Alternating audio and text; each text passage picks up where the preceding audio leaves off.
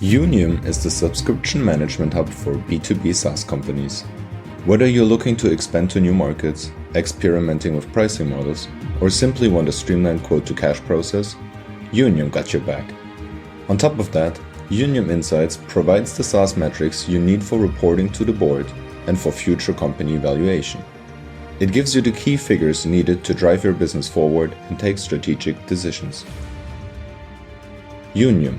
We help SaaS companies manage their B2B customer subscriptions.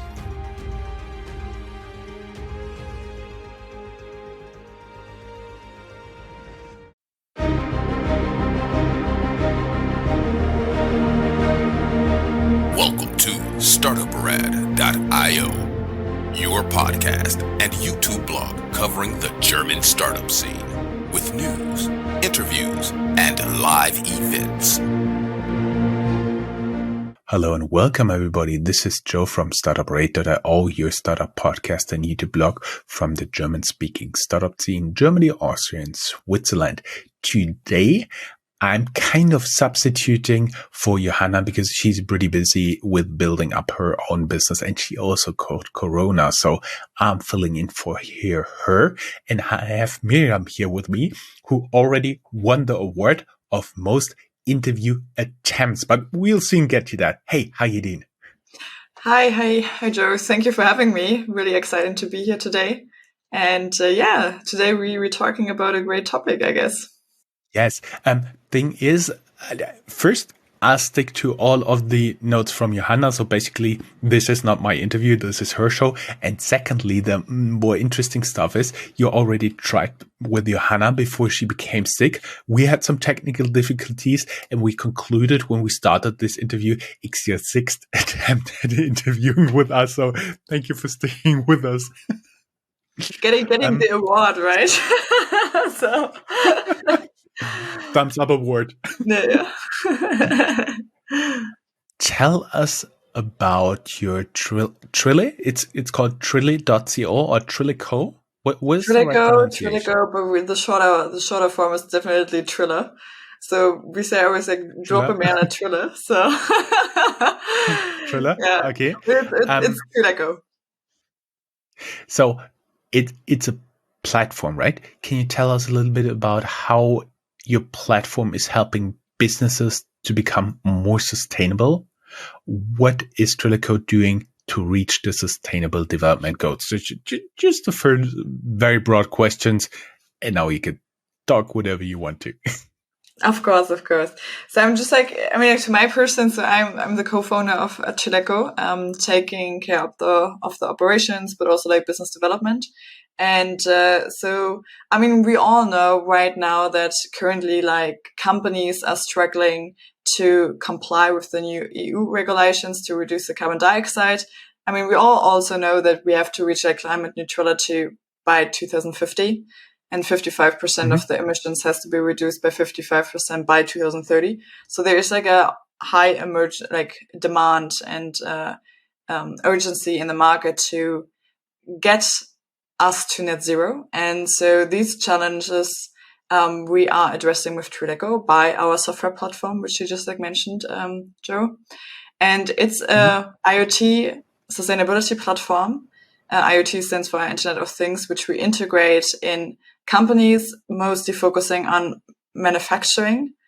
So in the sector of manufacturing and industry, implement into companies and then to help companies to measure, understand, and transform their sustainable footprint. And how we do this is that we are first reaching data transparency, because when you know what's going on in your company, then you can act. And for that, we are integrating the platform and connecting the shop floor data, so all the sensors and so on, with the rest of the company. So the data from the ERP system, and bring the data combined on one platform. And then you have data transparency, and then you understand the data, which we visualize in 3D, like digital twins, and then also in dashboards. And then, of course, we give also a company a tool set, like digital solutions as energy management, where we implement solutions within the company to reduce the carbon dioxide effectively. So this is like what we do in a nutshell. For understanding of our audience and also me, of course, when we talk about IoT, you usually think home appliances, coffee machines, smart speakers, whatever. In industrial terms, what are we talking about here about IoT? I mean, like IoT is of course like the connection with like, or the talking like from device to device, right? I mean, it's the same like in the manufacturing. I mean, you can combine it with like the home stuff you have at home.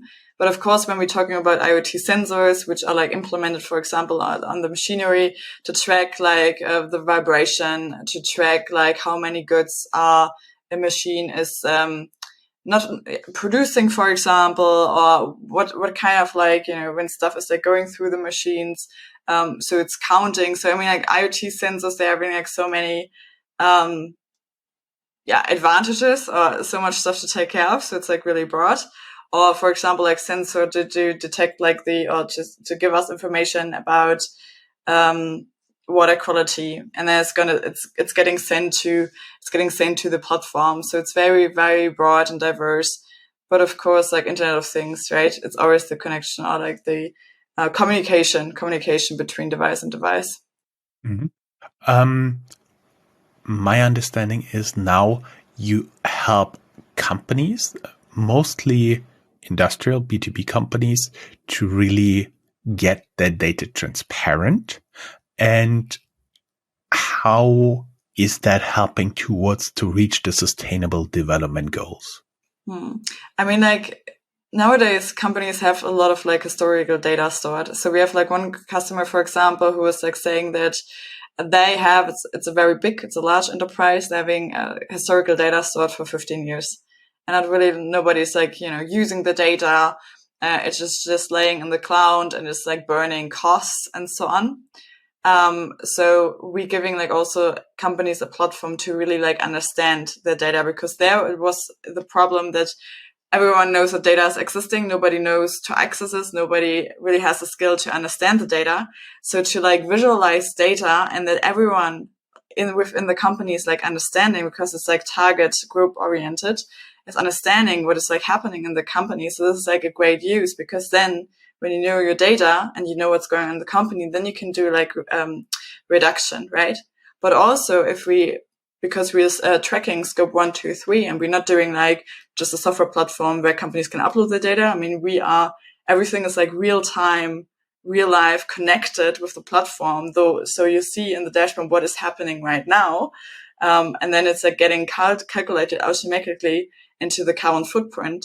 Then you can like use this for your ESG reporting, right? To really comply with the EU regulations, because otherwise, if you do not comply, then you have to pay millions, especially like these like large, big enterprises. So this is what we do in the first step. And then the second step is, of course, when we know which processes we have to, or we can optimize, or which production facilities we can optimize because we see it real life in the dashboards and in 3D, then of course we can like implement process optimization actions, because for us it's like very easy, because we are using a no-code platform or like energy management to really reduce the carbon dioxide effectively. I was wondering, maybe going towards the same things you talked here, when you first visualize the data for your clients, and have you ever had the experience when you're sitting there in the boardroom, you show the client the data, and the CEO stands up, "We doing what?" Yeah, definitely. I mean, the most interesting part is like also for a CFO, right? We're just like, okay, wait, why do we have such like electricity costs? I mean, like nowadays it's like also like from the other conflict, but like before that it was just like, okay, this is why, maybe it's because the machine is not working like properly, or it needs like it needs like maintenance. So you like can really understand what's going on, or why you have like so much like high cost positions there. But also, like, for example, for a shop floor member or something, it's really useful to understand everything. But yeah, 100%. So I think it's good to have this transparency also for decision makers to really understand why they're having so much cost. And yeah. For the people who don't know what it means, can you explain the circular economy? Yeah. So, I mean, like for us, we are believing in the circular business transition, as it's called, just because when we implement the sensor to get like the data, for example, I mean, we're just like doing software, but we have hardware partners. We're getting the data, we're visualizing the data, and then you're doing like carbon dioxide actions, and and then maybe you implement something more or another circular action, and then you have optimize. Same with like for example, like a marketing campaign, right? You always have to optimize your processes and getting like better and better. And for us, like circular economy, I mean, circular economy is makes you think differently. So it's like a regenerative business, like a model, like a generative nothing where nothing is thrown out. So we're always like saying it in nature, like waste of one is food for the other, so that you are not, for example, like a material is produced from the take, make, dispose, right? We have to shift to reuse, reduce, recycle, and rethink. Just like that we don't drop it away, for example, like a material, that everything is getting like recycled. And we are also focusing on the not the tangible ones, because when you think about circular products, you always think about like something like you can touch, like something physical. But it's the same, like with, for example, like I don't know, like electricity or like data. And I mean, there is no such thing like then circular economy without digitalization, right? Because you have to digitalize to really have a clear focus and be super clear on your processes and so on. So this is why you always have to optimize digitally. But it's like, nothing is linear, everything is circular, and nothing can grow forever. So this is what we think about circular economy when speaking about it. You work a lot with industry clients. How much knowledge about the respective industry do you actually need? I mean, like the people inside, you mean, right? So, I mean, they just have to, for example, when focusing on the process, they just have to have like knowledge about the processes they want to build, or what do they want to optimize, for example, before they're having the data transparency, right? But it's not like you don't need so much industry knowledge to really use the platform, to implement the platform, because like implementing the platform itself takes like just like a couple of weeks to make it like 100% functioning. So then we just like onboard these people and give or share our knowledge with them, and then like train them up to really like use the platform. Does it answer your question? Yes. We just talked about the implementation. Do you feel responsible for the implementation? Sure, 100%. I mean, we're not leaving like everyone alone. We always like take our partners and our clients on our hands and just like say, okay, this is the status quo. This is our goals. And if you want to reach like this percentage of carbon dioxide reduction, or this percentage of electricity decrease or efficiency increase, then of course this is what we can do. And this is what we're doing with you in like stepwise, right? So we're not saying, hey, here's the platform and have fun. So, and then we're always like, 24/7 being available for our customers if they need any help, or if they also want to implement like other actions. We're pretty flexible in that way. And we've been talking about no code, and it's a data platform. And at first, it may make no sense for our audience, but actually my understanding is that you then can push, pull, drag and drop together analyzes where you don't need to code, for example, ABAP or MySQL, and basically can get all the analyzes together you really want to do in this company, which I do believe if somebody is here from controlling, it either gives them really spike, oh, I want to use this, or a heart attack, oh my God, they want more data, more analyzer from that. Oh my God. What is the most frequent answer you get from all the people who are in charge in really pulling this data together and make the company manageable? Is it, oh, we can do so much more. Oh no, they want to have even more. What's the usual reply you get there? I mean, like for no code, it's like really easy, right? As you mentioned, you don't have to code. You can just like plug and play, I would like say. And also in terms like, for example, when starting with the combination of like putting like sensors or connecting sensors with the platform, you don't need to have like, put in like a long code sentence that you really want to connect the sensor. You can just like, make it like very quick and efficient in 5 minutes and connect this to the platform. And this is like where no code is coming in, right? So the whole connection part, but also in the third step, we also like, this is like actually the business goal we have, in future, that we give companies a platform that they, self can create their application processes and workflows without writing any code. And then when we teach them in a couple of weeks how to do it without ourselves, I mean, we're always there in the back, then it's like very powerful, right? Because they're not dependent anymore of like software engineers or something. Just like normal people who also do not have an IT knowledge can like really use it when they know what they want to build. So they visualize this in their head and they know, okay, this is how it looks. And then they just like, plug and play and can connect it. So then then the future of like software development is coming in. And this is like definitely no code, because we have IT skill shortage out there, right? Everything is like very expensive and the market is really volatile. So everyone has to innovate. And when you have like great tools as like, or like a toolbox as our no code software platform is, then of course can I play around and can digitalize processes like more effectively and more efficient, right? And then you save a lot of time and money, I would say. I see. According to your LinkedIn profile, you have founded different tech ventures. Can you a little bit explain your startup journey? 100%. So I was like studying with 14 programming next to school, because like high school was always boring. Hope somebody find their self back there. So then I was like programming like websites for friends, got my first freelancer job and so on. Had then the opportunity to meet somebody from the Silicon Valley. I did a campaign there, and like also like websiting for a Silicon Valley investment firm was really, really fun. And so then I was actually like in the field of, I think this one is not on my LinkedIn. So in the field of nanotechnology, so in the space of aerospace and space, working for the new European rocket, did a project there. And there actually like met my other co-founder, Hans. So then we are, founded together with like, hired my third co-founder, Trilleco.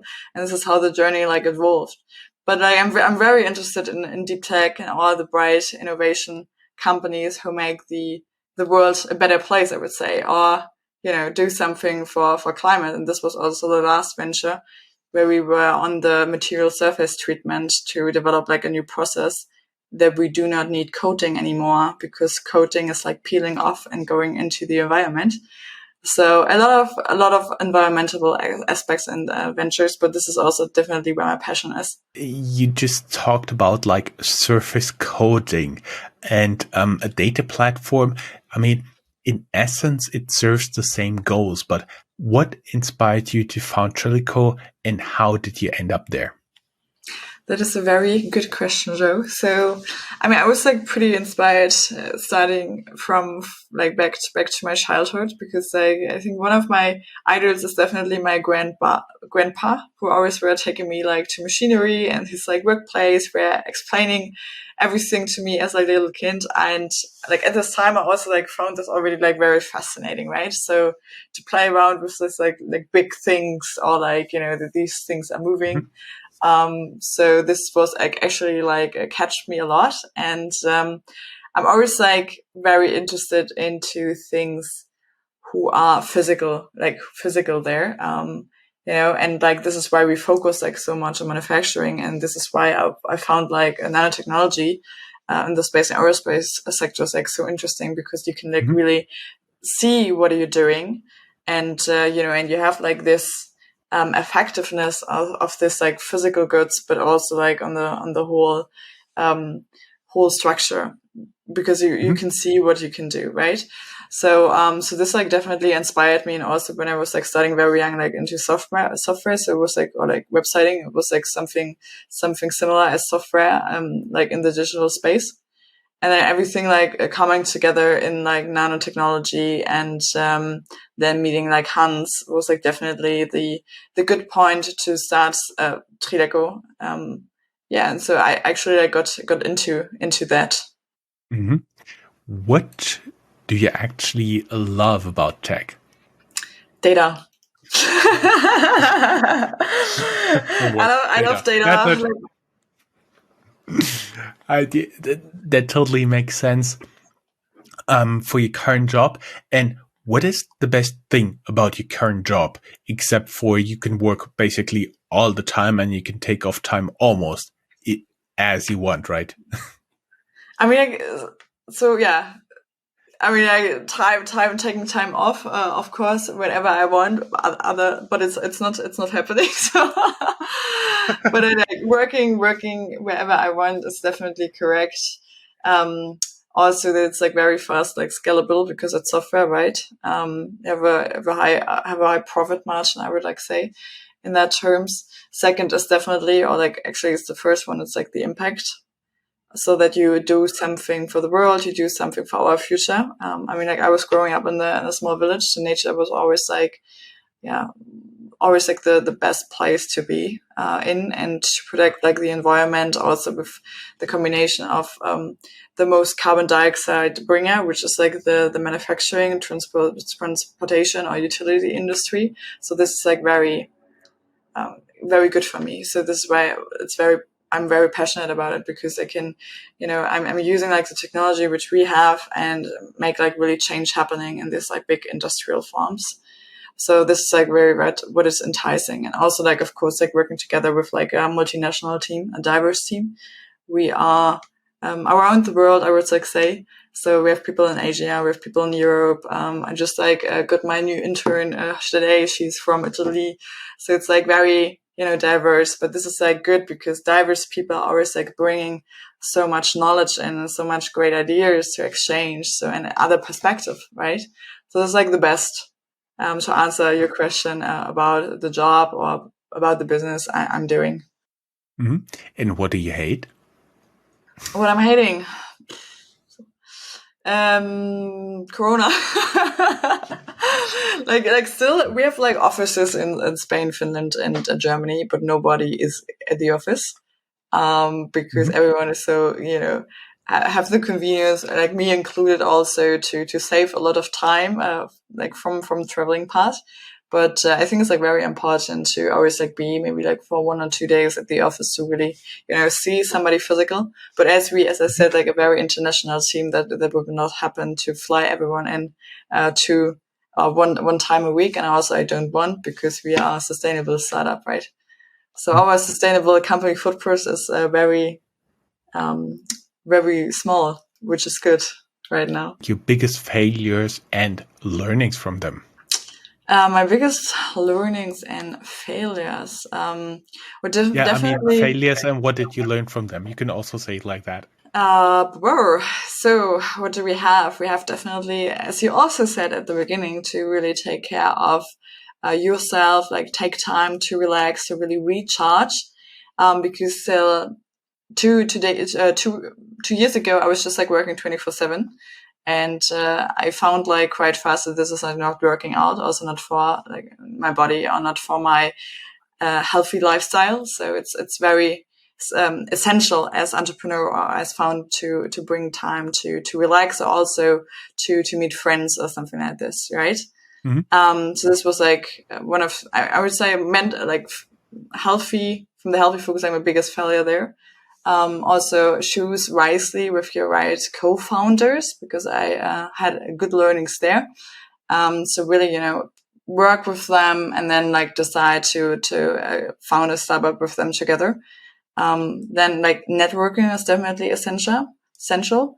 And like digital networking is not so good as physical networking. So build like really valuable relationships over time. And and just like, determine where you want to be. What is your purpose? What is your purpose with the venture? Do market research and so on to really prove that what you're doing is really what the market demands, right?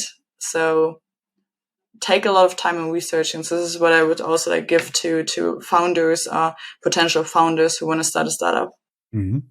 Who or what was your biggest support during your journey? Definitely. I mean, just like single people, right? So I can't say this person because like every single person, except like of Hans, which I'm like know now a couple of years, like Hans is my co-founder. So he's a great accountability partner, but also like in terms of like knowledge sharing, we mentor each other so much, like vice versa. Also when he's like, I don't want to say anything. I think he's 36 years older than me. So it's like quite a huge age difference what we have. But I'm learning so much from him. He's learning so much from me. So it's like a great synergies which we have, or a great exchange. And then of course, like family and friends, right? So it's very, very good always to have accountability groups of like friends who are in the same sector or at the same stage or a little bit more further away, to just like, get feedback in and to, mentor ourselves, like vice versa. I would like say. Mm-hmm. What is your personal definition of success?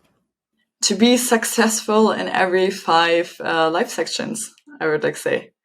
To be happy, like first of all, but also, I mean, career is just like one, right? Then you have like, I mean, of course you have family, you have health, you have career, you have finances. And then I have like the fifth, what I have or determined as adventure. So everything is, influenced by each other. When you totally, unhealthy and your health is not good, then of course it also affects the other life sections. So for me, it's like the ultimate goal to be successful, to be happy, and determined like in every of the 5 life sections and reach my goals, because I love to set goals and I love to, work towards them. And it's a journey, not a sprint, as we all know, right? Mm-hmm. A marathon. What are some of your personal goals there? My personal goals. Oh, I mean, now we're from Trilleco Rise, we're going into seed financing of 5 to 6 million. So this is like definitely what our goal is, because we want to grow and we want to support. It's not money. It's money to deliver, I would like say, because we have a lot of demand out there and we have a good timing. And so then definitely also to, for example, like the family aspect, do like every 3 months, like brunches with my friends to just like, catch up, to learn from each other and like exchange like great ideas. Then maybe like traveling to Cape Town, because like a big entrepreneurial community is always like there in January, where you can't live in Berlin anymore because it's so dark. So just like getting like new influences in. So kind of like these goals we have, but the biggest is like definitely to grow with Trilleco. And there's also definitely the strong focus on. I wasn't aware of a big entrepreneurial community in Cape Town, but I do know South Africa is like always in our top 10 of downloading countries. Ooh. And yeah, it starts to make more and more sense. Big high five to South Africa here. And one of the last few questions, what advice can you give to others who want to start a business?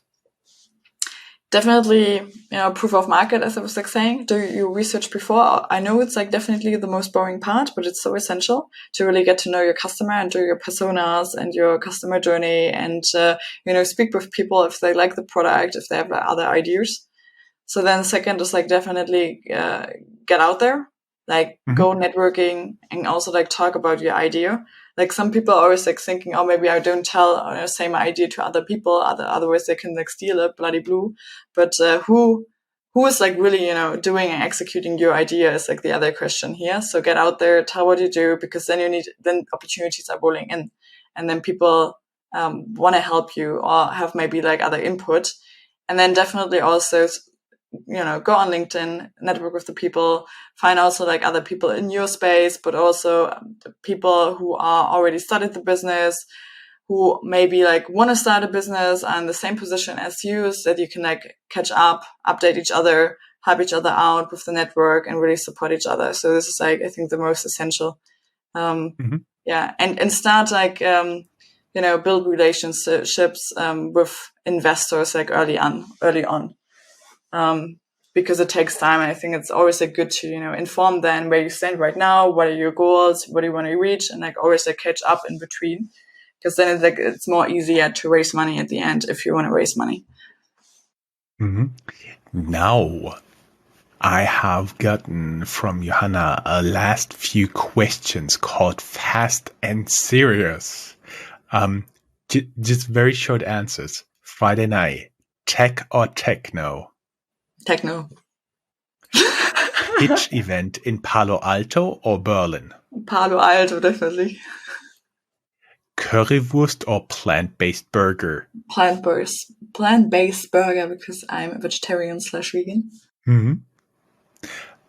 Which animal were you at the beginning of your startup journey? A wolf. Which animal are you now?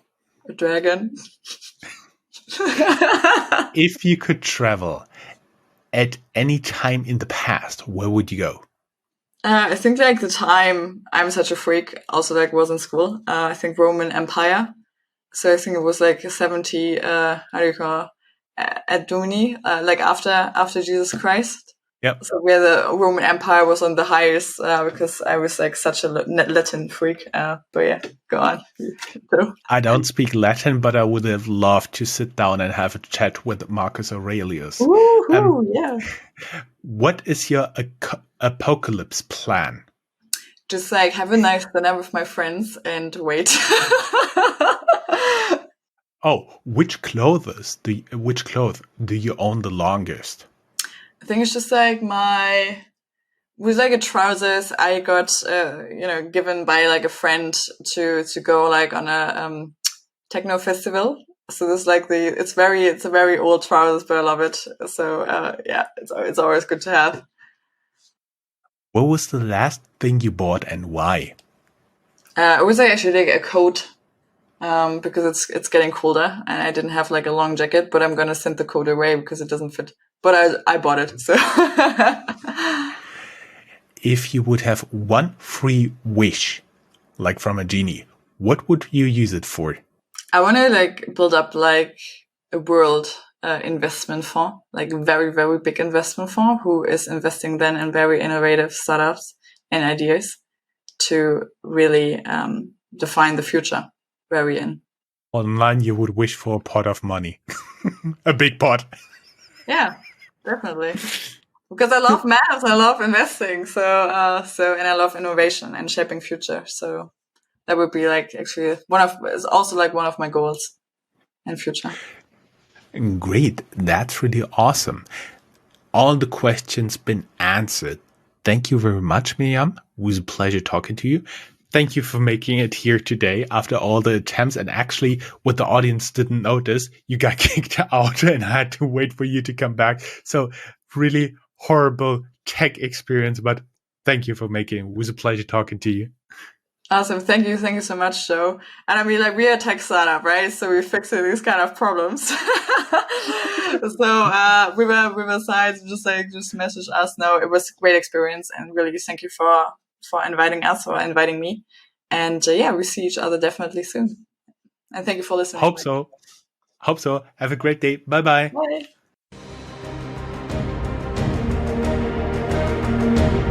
That's all, folks.